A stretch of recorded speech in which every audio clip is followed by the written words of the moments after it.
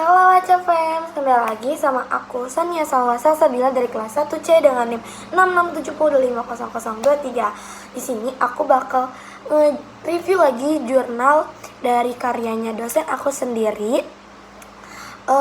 Penelitian jurnal yang penting mengenai the movement of women with disabilities on Indonesia Legislative Election 2016. Itu tuh perjuangan perempuan penyandang disabilitas dalam pemilu legislatif 2019 di Indonesia. Penulis jurnal ini ditulis oleh Kaika Arinia Indriani M, Dian Hikmawan, dan Bung Ebi Masan Mairudin. Nah, jadi teman-teman, selama ini kita sering mendengar istilah representasi politik, tetapi jarang sekali kita melihat bagaimana kelompok paling rentan benar-benar mendapatkan ruang dalam proses politik. Salah satu kelompok yang paling jarang terwakili adalah perempuan dengan disabilitas. Mereka mengalami diskriminasi ganda sebagai perempuan dan sebagai penyandang disabilitas. Kondisi inilah yang menjadi fokus jurnal ini. Penulis dalam jurnal ini melihat bahwa perempuan disabilitas tidak hanya berjuang untuk didengar, tetapi juga untuk diakui sebagai warga negara yang memiliki hak politik yang sama. Mereka ingin masuk ke ruang pengambilan keputusan, bukan sekadar menjadi objek kebijakan. Dalam jurnal ini mengungkapkan cerita tentang munculnya gerakan sosial politik baru yang dipimpin perempuan disabilitas. Salah satu tokoh sentralnya adalah Anggisari Puji Ariyanti, seorang perempuan disabilitas yang maju sebagai calon legislatif pada pemilu 2019. Keberaniannya bukan sekedar ingin meraih kursi di parlemen, tapi membawa misi besar memperjuangkan hak-hak penyandang disabilitas melalui ballot dan legislasi yang berpihak. Dalam jurnal ini menemukan bahwa perjuangan ini bukan hanya tentang keberanian individu, tetapi tentang struktur yang berubah. Ada peluang politik yang baru terbuka, mulai dari UU Pemilu yang menjamin kesetaraan kesempatan hingga masyarakat yang semakin inklusif dan keluarga yang mendukung. Salah satu temuan paling menarik adalah, teman-teman penasaran nggak? Yaitu bagaimana perempuan disabilitas melakukan framing atau pembingkaian pesan melalui media sosial. Instagram tuh bisa digunakan sebagai ruang kampanye, edukasi publik, sekaligus medium untuk menunjukkan bahwa disabilitas ini bukan halangan untuk berkarya dan memimpin.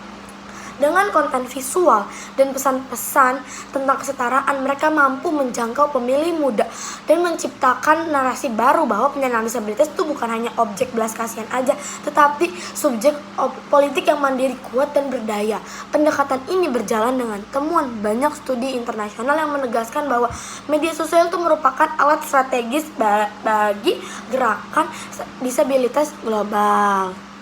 Nah, di sini aku bakal ngebandingin dengan 5 jurnal internasional. Yang pertama itu menurut Shakespeare's Tea 2018, Disabilities the Basic.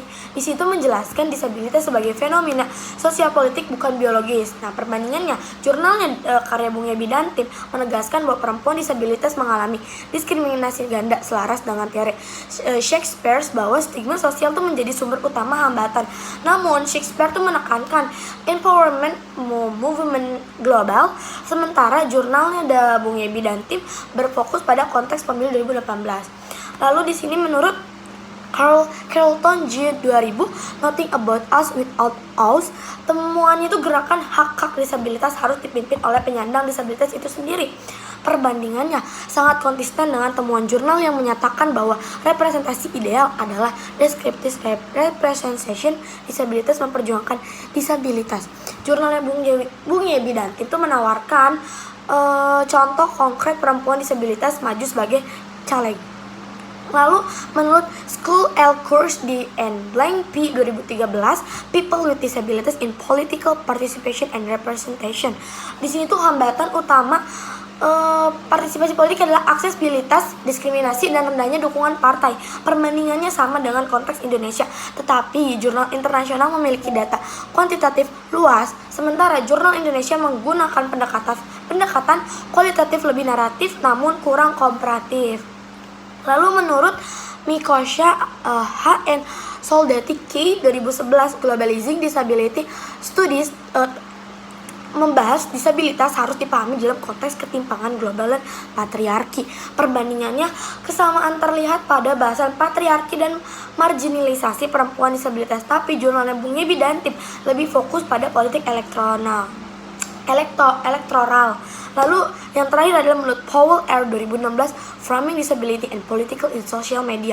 Di sini tuh dibahas sedikit tentang media sosial dapat menjadi alat efektif untuk mengubah opini publik dan memperluas inklusi. Perbandingannya yaitu jurnal Bung Yebi dan tim juga menekankan pentingnya framing di Instagram sebagai instrumen kampanye dan pendidikan publik, sangat selaras dengan temuan Powell.